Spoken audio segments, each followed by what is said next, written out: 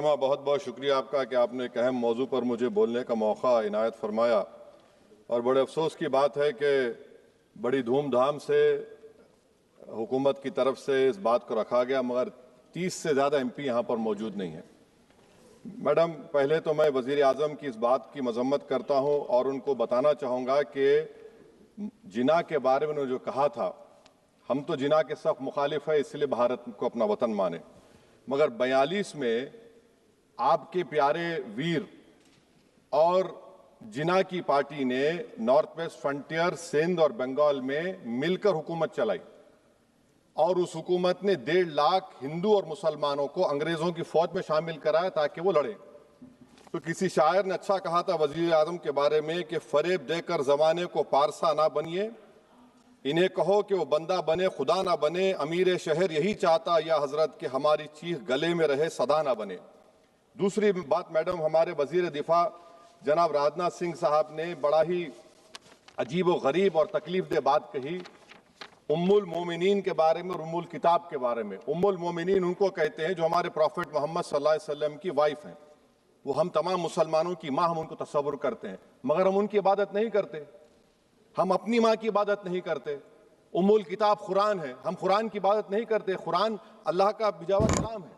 तो उसके बारे में भी शायर ने अच्छा कहा कि खबर नहीं जिन्हें अपने दीन व मजहब की, हमें वो दीन का मतलब सिखाने निकले हैं। अहम बात यह है कि मैडम, हमारे मुल्क का आइन का इस लफ्ज से आगाज होता है वी द पीपल। इसका आगाज भारत माता के नाम से नहीं होता है। हमारे संविधान का जो प्रियम्बल है वो क्या कहता है? Liberty of thought, expression, belief, faith and worship. अगर दस्तूर का ये पहला सफा ये बात करता है तो फिर कैसे किसी शहरी को किसी खुदा, देवी, देवता की इबादत करने पर या सजदा करने पर मजबूर किया जा सकता है? आप ही की पार्टी से आज की जो बातें हुई है इसी का बोल रही हैं।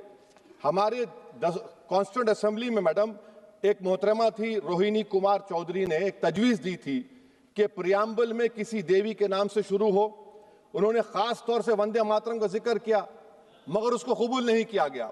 फिर KV कामत साहब ने एक तजवीज दी कि इट्स सिटीजन्स को बदलकर हर सिटीजन्स किया जाए और खुदा के नाम से शुरू किया जाए, वो तरमीम को मुस्तरद कर दिया गया।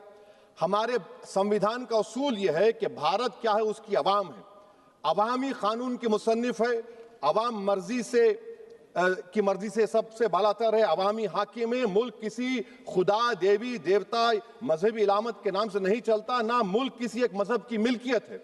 इसीलिए बाबा साहब अम्बेडकर ने क्या कहा था? उन्होंने मदर इंडिया के नजरिए को मुस्तरद किया। बाबा साहब ने एक नई इस्तिलाह वजह कर दी और कहा कि भैक्षित भारत, ये बाबा साहब अम्बेडकर ने कहा। अब मैडम, अगर मजहबी आजादी इस आइन का बुनियादी उसूल है तो सवाल ये पैदा होता है कि उस वक्त हमारे जो कॉन्स्टिट्यूंट असेंबली के प्रेसिडेंट थे जनाब राजेंद्र प्रसाद साहब ने किस बुनियाद पर वंदे मातरम को कौमी तराना करार दिया? ना तो कोई सेक्यूर रेजोल्यूशन है इसके बारे में। मैडम, मैं आपको बताना चाहूंगा कि जुडिशरी क्या कहती है। बीजू इमैनुअल केस है 1986 का, जिसमें जिहोवा विटनेस ने कहा कि मैं नेशनल एंथम के वक्त खड़े रहूंगी, पढ़ूंगी नहीं। सुप्रीम कोर्ट ने कहा कि उसने कोई गुनाह नहीं किया। वहीं एक 2017 का केस है अश्विनी उपाध्याय का केस सुप्रीम कोर्ट का, उन्हें कहा गाइडलाइंस दिए जाएं वंदे मातरम पर, सुप्रीम कोर्ट ने नहीं कह दिया। फिर आप आ जाइए madam, prevention of insult act national 1971, इसमें नेशनल सॉन्ग नहीं है, सिर्फ नेशनल एम्बलम और आपका नेशनल एंथम है। फिर आप आ जाइए 40th अमेंडमेंट आर्टिकल 51A 76 में पास हुआ, उसमें भी इसका कोई जिक्र नहीं है।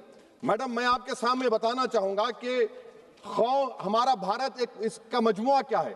इसमें हिंदू है, मुसलमान है, सिख है, ईसाई है, जैन है, एथिस्ट है, मेहनतकश है, किसान, गरीब, मजलूम और दलित है। मगर अगर जो तकारीर आज हमने यहाँ पर सुनी और बाहर जो सुनते हैं, अगर भारत को देवी कहने और उसके आगे सजदा करने, तो दरअसल कौम परस्ती को, वतन से मोहब्बत को मजहब में तब्दील कर रहे, और फिर यहाँ पर बोल रहे कि अगर भारत में रहना है तो वंदे मातरम गाना पड़ेगा। भाई, ये तो संविधान के खिलाफ है, सुप्रीम कोर्ट के जजमेंट के खिलाफ है।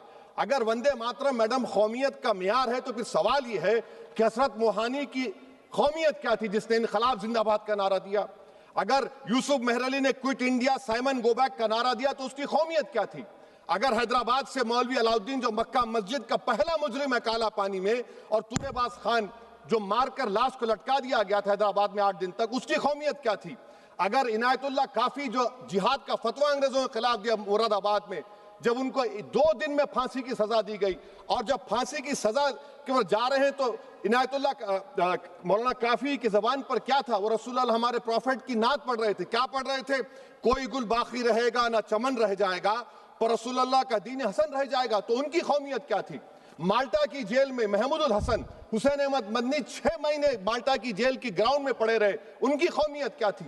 अल्लामा फजले खैराबादी का वो सल काला पानी का पुकार पुकार कर इनसे पूछ रहा है, जो वहीं पर मर गए, खबर वहां पर है, बताओ मेरी कौमियत क्या थी? मैडम, मैं एक मुसलमान हूं, मैं इस्लाम को मानने वाला बावकार इंसान हूं, और मेरे मजहब की बुनियादी तालीम तौहीद है, ला इलाहा इल्लल्लाह, नहीं है कोई खुदा सिवा अल्लाह के। और कुरान में अल्लाह क्या बोल रहा? इय्याका नाबुदु इय्याका नस्तईन, तुम मेरी इबादत करो, मुझे मानो। मुझे कहां से मिल रहा? आर्टिकल 25 से मिल रहा है। मुझे कहां से मिल रहा है? Liberty of thought, expression, belief, faith and worship से मिल रहा है। तो इसको जोड़ना ये बहुत ही खतरनाक होगा। और हमारे प्रॉफिट मोहम्मद सल्लल्लाहु अलैहि वसल्लम जब मदीने को गए तो उन्होंने उस वतन के लिए दुआ की, कहा कि अल्लाह मदीने की मोहब्बत हमारे दिलों में और इजाफा कर दे, मक्के से ज्यादा कर दे। तो ये इस्लाम, मुसलमान होना, हमारे ईमान में मुल्क की मोहब्बत बीच में नहीं आती, और मुल्क से मोहब्बत है और रहेगी हमेशा, क्योंकि ये अजीम कुर्बानियां यहां पर शामिल है जिन्होंने जंग आजादी में हिस्सा नहीं लिया। आज अगर वो वतन की मोहब्बत का दर्ज देंगे तो बड़ा गलत होगा। मैडम, मैं आपके सामने एक चीज पढ़ूंगा। 1937 रविंद्रनाथ टैगोर ने लेटर लिखा सुभाष चंद्र बोस को, मैं सिर्फ किसी ने नहीं पढ़ा ये। क्या कहा टैगोर साहब ने? But parliament is a place of union for all religious groups and there the song can not be appropriate. When Bengali Muslims show sign of stubborn fanaticism, we regard it intolerable. When we too copy them and make unreasonable demands, it will be self-defeating. ये मैं इसको ले करूंगा madam, आप देख लीजिए।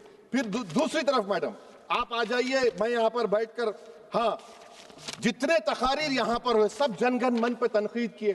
तो madam मुझे ये कहना पड़ेगा कि जनगण मन पर आप लोग इतनी तकलीफ क्यों उठा रहे हैं? आखिर इतनी तकलीफ क्यों है? तो मैं जब जाकर देखा तो मुझे 28 दिसंबर का ऑर्गेनाइजर मैगजीन का आर्टिकल मिला, जिसमें ऑर्गेनाइजर लिखता है कि what is the moral sanction behind government choice of Janagana Mana, except that it can be made an item of entertainment at the sumptuous parties thrown by government officials. आप बताइए, इसका बोलेंगे आप? और फिर उसके कैन कैसा करते हैं?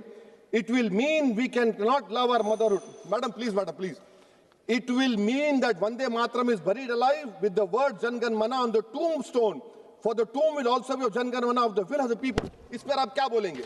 मैडम, मैं आपको ये बताना चाह रहा हूं कि वतन की मोहब्बत हमारे लिए बहुत अहम है, मगर ये बताइए हमको कि अभी मैडम यहाँ पर आनंद मठ के बारे में बहुत कुछ कहा गया। मैं सिर्फ 2 मिसालें आपको देता हूं। आनंद मठ के पेज नंबर 70 और 80 को पढ़ लीजिए। इसके बाद सनातन जहां मुसलमानों के घर पाते थे, इन्हें आग लगा देते थे। आप पेज नंबर 98 पढ़िए, हमें सिर्फ इन मुसलमानों को जड़ से खत्म करना है क्योंकि खुदा के दुश्मन बन चुके हैं। फिर आप पेज नंबर 115-16 दीजिए, फिर मुख्तलिफ इलाकों में मुसलमानों को सदा देने के लिए भेजे जाते, जहां मुसलमान आबादी नजर आती जला दिया जाता। फिर आप देख लीजिए मैडम, सफे नंबर 120 पेज 120, बंकिम लिखते हैं कि सनातियों को मालूम नहीं था कि अंग्रेज हिंदुस्तान को निजात दिलाने वाले हैं। ये आप क्यों कर रहे हैं? अब आप मैडम, मैं आपको पेपर्स दे कर दूंगा। मैडम, भारत में हमारी आजादी इसलिए आई और बरकरार रही कि हमने मुल्क और मजहब को एक चीज नहीं बनाया। हमने ऐलान किया कि हमारी मुल्क मुख्तलिफ तबकात मज़ाहिब पर मुश्तमिल है, हमारे मुश्तरका तकदीर हमारी कौमियत का सरचश्मा है, यह खास जबान सखावत मजहब नहीं है। अगर वंदे मातरम का मतन कौम और मजहब को एक बना देता है, अगर हम इसे टेस्ट बनाते हैं वफादारी का, तो फिर मान लीजिए कि यह गांधी, अंबेडकर, टैगोर, बोस और लाखों आजादी के सिपाहियों की सोच को छोड़कर गोडसे की सोच की हिंदू कौमी परस्ताना, मैडम खत्म कर रहा हूं, कौमी हिंदू कौम परस्ताना को इख्तियार करेंगे। मुझे वतन से बेइंतहा मोहब्बत है मैडम, और इंशाल्लाह हमेशा रहेगी, मगर बावजूद इसके कि मेरी मस्जिद, मेरी इबादत गाह, मेरे कपड़े, मेरे कारोबार पर हमले होते, मगर मैं फिर भी कहता हूं कि वतन मेरा, हर वतन को हम छोड़कर नहीं जाएंगे। मगर हुब्बुल वतनी का क्या मुतालबा है? हुब्बुल वतनी ये कहता है कि वतन से मोहब्बत है तो जुल्म को खत्म करो, गरीबी को खत्म करो, बेरोजगारी को खत्म करो, जबर का खात्मा करो, अमन का गहवारा बनाओ, पाकिस्तान की दहशतगर्दी को खत्म करो, एक्सप्लॉयटेशन को रोको, शरारत को रोको, मुल्क के खिलाफ की जाने वाली साजिश खत्म करो। मैडम, भारत एक चमन है जहां पर हर फूल को खिलना चाहिए। और अगर कोई इस फूल का अगर पूरे फूल खिलेंगे तो उसकी खुशबू से ये वतन मौतर होगा, मगर अगर इस चमन का माली ये कहेगा कि एक ही फूल खिलेगा, तो मैं जिम्मेदारी के साथ कह रहा हूं, अगर एक ही फूल खिलेगा तो वो सहरा बन जाएगा और माली माली नहीं रहेगा, वो जल्लाद कहलाएगा। तो इसीलिए मैडम हम उम्मीद करते हैं कि हुकूमत इस पर जोर जबर ना करे। मेरा राइट है, यकीनन मैं जानता हूं कि आजादी के लड़ाई में वंदे मातरम का नारा था, मगर अगर आप इसको जबर करेंगे तो ये संविधान के खिलाफ है। वफादारी का सर्टिफिकेट हमसे मत लीजिए, मैडम खत्म कर रहा हूं, वफादारी का सर्टिफिकेट हमसे मत लीजिए। आपके बुजुर्गों के कोई एक किताब में लिख के क्या लिखा बता दीजिए, कहां पर क्या लिखा हुआ है। तो मैं मैडम मैं इस शेर पर अपनी बात को खत्म कर रहा हूं मैडम, मैं इस शेर पर अपनी बात को खत्म कर रहा हूं मैडम, मैं अपनी बात को खत्म कर देता हूं मैडम, क्योंकि आप बहुत जल्दी में हैं। कि भारत जिंदाबाद, हिंदू मुसलमान जिंदाबाद, दलित जिंदाबाद, ईसाई जिंदाबाद, आदिवासी जिंदाबाद, जो किसी खुदा को नहीं मानते वो भी जिंदाबाद, और मैडम सब पिछड़ा सब आ गया इसमें। तो हम उम्मीद करते कि इस रूह को आप समझेंगे अगर आप सिर्फ अपनी आइडियोलॉजी को लेकर चलेंगे। और आखिर में मैडम, जनाब बंकिम चंद्रा साहब के बारे में मैं आपके सामने डॉक्यूमेंट लेकर रहा हूं कि उन्होंने बीए का एग्जाम पास नहीं किया था, 7 मार्क्स से फेल हो गए थे, ये भी रख रहा हूं। तो आप जिसका लिटरेरी जायंट बता रहे ये नहीं है। बहुत बहुत शुक्रिया। धन्यवाद सभापति महोदया। मैं इस सदन का ध्यान